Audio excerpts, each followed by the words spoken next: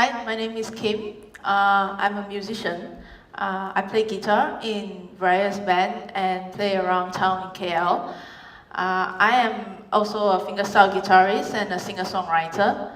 I'm also a composer. I compose for visuals and movie productions, assisting music director in movie productions also. And I'm a co-founder of Hansel, a volunteering platform, and also a co-founder of a social enterprise called the Picha Project. So before I introduce you what the Picha Project is, mainly I'm going to introduce to what I do in the Picha Project today and my Picha journey. But before I introduce you to that, I want to tell you what is a refugee. So many times when we had to introduce what the Picha Project is, we would tell people the Picha Project is blah blah blah blah, but all our shares are refugees. And people will go like, what are refugees? So refugees are people that have to flee from their current country, their homeland, because war, persecution, or political conflicts are happening back in their country. So it's not safe for them to remain staying there. They choose to leave their homeland and seek for another country, for hoping that they will find a safe place to stay in and gain a sustainable living. So that's the definition of a refugee to us. So I want to tell you some facts that you probably will find it on Wikipedia, but hopefully after my speech and with my tone today, you'll find it much more alarming and very urgent. There are actually 65 million refugees in the world today. We can now form, with this population, we can now form the third largest country in the world. But sadly, only 5% gets to resettle. And when I talk about resettling, it means that when they seek refuge from another country, they register themselves under the United Nations as a refugee or an asylum seeker, waiting for around 7 to 20 or probably 30 years to get resettled to another country, gaining citizenship. So they will have better access to education, medical health care, or probably be able to gain an income from there. So that is called resettling. So 5% of them only gets to resettle. So what happens to the rest of the 95%? So the rest of the 95% either are stuck in refugee camps where limited food or water are provided. They are either stuck in the country they seek refuge from where they don't get to gain an income, or no shelter, no food, no one to support. Or they are either sent back to their homeland where war and persecution continue to happen right there. So, zooming into Malaysia, there are more than 150,000 registered refugees now in Malaysia. But Malaysia is not under the UN 1951 UN Refugee Convention signatory. Therefore, there are no refugee camps in Malaysia. These 150,000 registered refugees have no legal rights to work. They cannot gain a sustainable income. Therefore, no better livelihood, no access to education, no medical health care, sometimes no shelter above their head or even food on their table. So going back to 3 years ago, where me and my two co-founders co-founded a volunteering platform called Hansel. What we do is we channel university students as volunteers to the underserved community, providing them education assistance. So I was a musician, and all I know what to do is music, so I teach music. So when I was teaching music there, I organized and conducted three fundraising concerts along the way, raising money for education. And from there, last year, many of our kids start dropping out of school. So from my class, 20 to 10 to 8 to 5. And we were really worried and very concerned about this situation.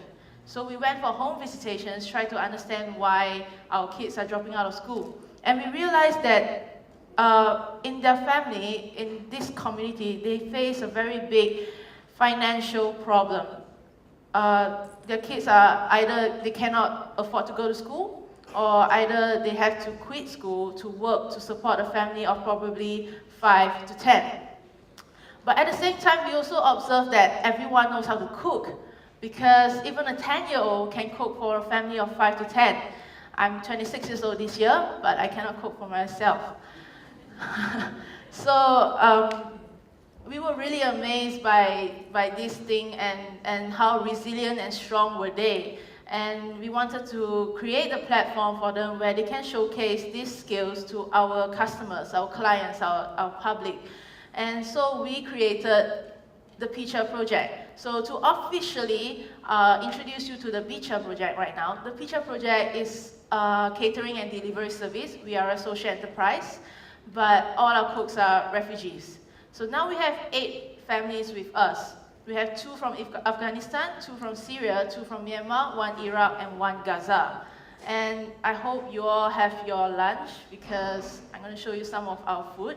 This is from Afghanistan. It's called bolani and mantu. It's our favorite. From Gaza, chicken mandi. Hummus and bread from Syria. This is like real pictures that me and my photographer took. So this is chicken biryani. I know everyone here is very familiar about chicken biryani in Malaysia, but when you try chicken biryani from Syria, it is the bomb. It's different. And on our lunch boxes, we do place a story of the particular family that cooked that food, where they came from, what's their journey coming here, and what they faced, what struggle they went through, and how your purchase can actually empower them in their daily lives. So to further introduce you to the Picha Project, I'm going to introduce you to 2 of our families. The first one will be Canoe family. In Chin, Canoe means mother, and the reason why we call her mother, because we call our families families. We don't call them beneficiaries. We don't call them suppliers. There's one time our intern came in and he asked us, so these suppliers, and we go like, no, don't call them suppliers. They are our family. So we call Canoe our mother, and when she first started with the Picha Project, she was the first cook for the Picha Project. And we sat together, she cooked what she can with her niece, and we realized that, oh, this one can actually be promoted to the public, and we try to encourage her to try and cook for our public. And we gathered a bunch of friends of 20 to 30 where they were having meeting, and we say like, oh, can you 7 ringgit only ma, come and get from us lah. Then they want to try, and we tried to encourage Canoe. Canoe was really skeptical about the idea about joining the Picha Project. She was inconfident because she don't think that anyone would buy something that was cooked by a poor, or something from home couldn't be promoted outside.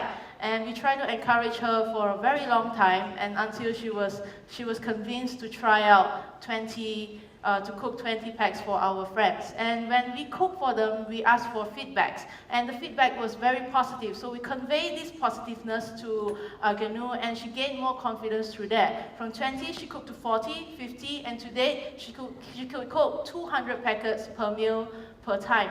And since joining the Picha Project, she could afford to send her kids to school. She could buy stationeries for her kids, and they used to eat rice and just soup or vegetable, that's all. And now she can afford to put meat on her table for her family. So this is Canoe. The next family is Ali. I don't know why the font is like that, but Ali. Okay, so Ali came from Syria. This one is a bit depressing, so you might want your tissue out.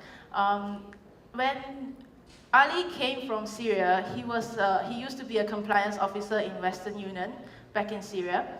How he described himself being in Malaysia is his life was in pause.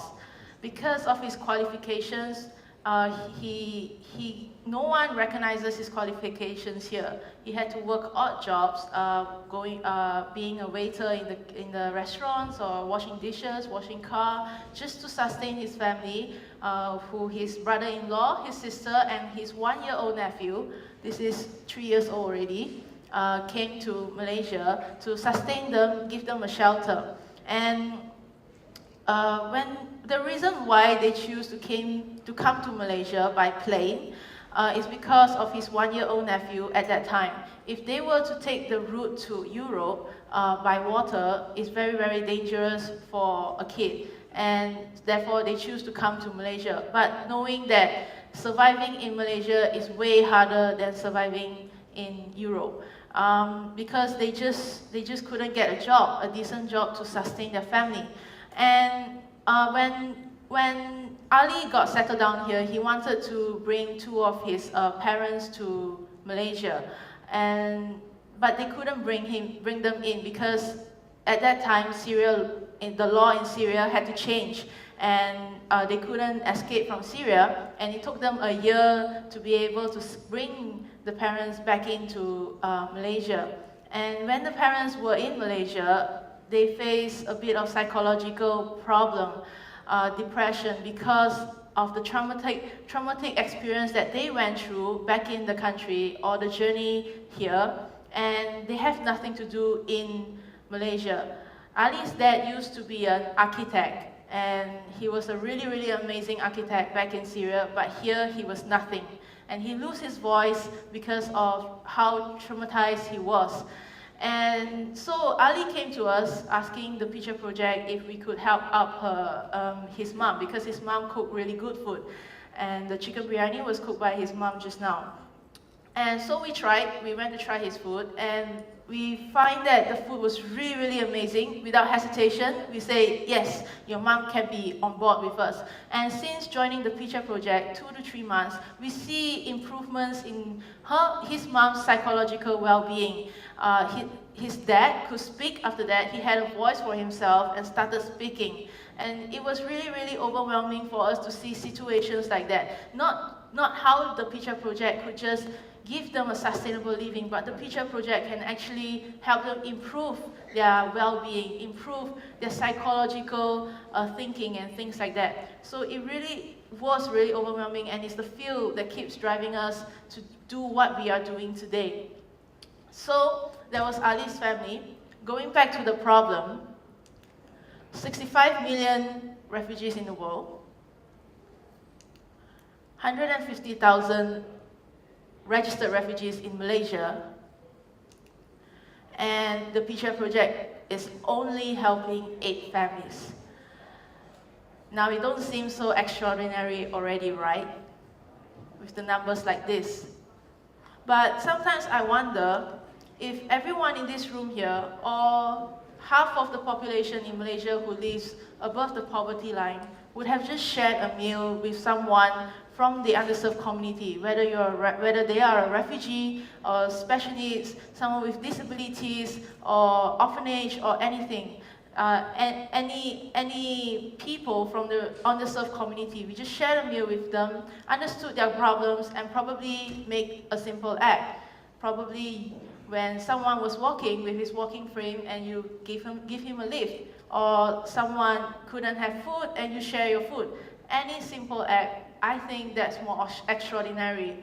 Because in the Picha Project, we don't believe in doing things alone. We believe in changing the world together, collectively. So that's all for my speech. Thank you very much.